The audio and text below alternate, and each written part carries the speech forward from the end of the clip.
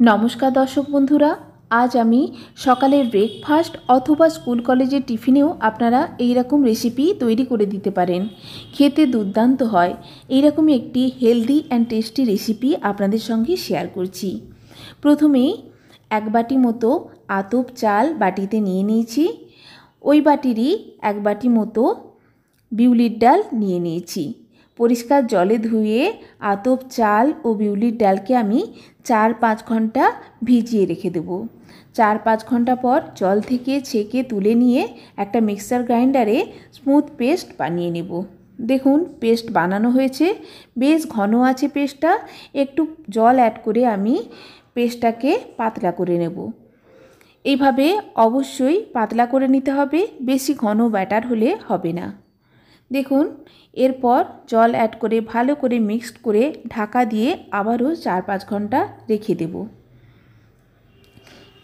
এইভাবে আমি ব্যাটারটা তৈরি করে নিয়েছি। এরপর আমি শিলে 5-6টা গোটা রসুন, পরিমাণ মতো আদা, একটা শুকনো লঙ্কা থেতো করে নিচ্ছি। প্লেটে সমস্ত উপকরণগুলো জোগাড় করে নিয়েছি। এরপর কড়াইতে পরিমাণ মতো সাদা তেল দিয়ে 1/2 চামচ মতো কালো সরষে ফোড়ন দেওয়ার পর অ্যাড করছি কারি পাতা। কারি পাতা ভাজা ভাজা হয়ে গেলে থেতো করা আদা, রসুন, শুকনো লঙ্কার পেস্টকেও অ্যাড করে হালকা করে ভাজা ভাজা করে নিয়ে দিয়ে দিচ্ছি মিডিয়াম সাইজের টমেটো নাড়াচাড়া করে নিয়ে সামান্য একটু পরিমাণ লবণ অ্যাড করে দিচ্ছি। এতে করে টমেটো খুব তাড়াতাড়ি সফট হয়ে যাবে। টমেটো ভালো করে ভাজা ভাজা হয়ে গেলে দিয়ে দিচ্ছি গ্রেট করে রাখা গাজরকেও ভালো করে ভাজা ভাজা করে নিচ্ছি।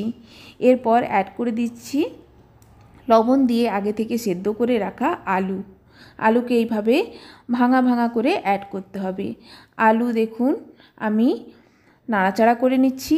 এতে করে কারি পাতা, আদা, রসুন, শুকনো লঙ্কার একটা সুন্দর ফ্লেভার আলুর মধ্যে চলে আসবে। দিয়ে দিচ্ছি সামান্য একটু পরিমাণ হলুদ, সুন্দর একটা কালার আসার জন্য, ও অ্যাড করছি সম্বর মশলা।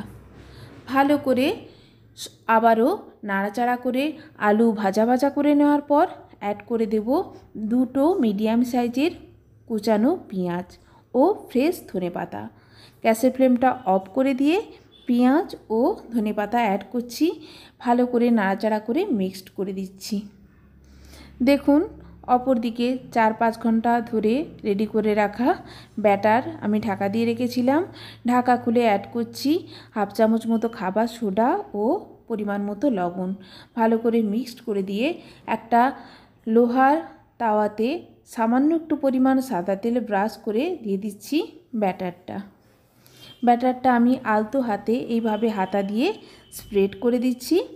গ্যাসের ফ্লেমটা ভালো করে তাওয়া গরম করার পরই আমি ব্যাটার দিয়েছি।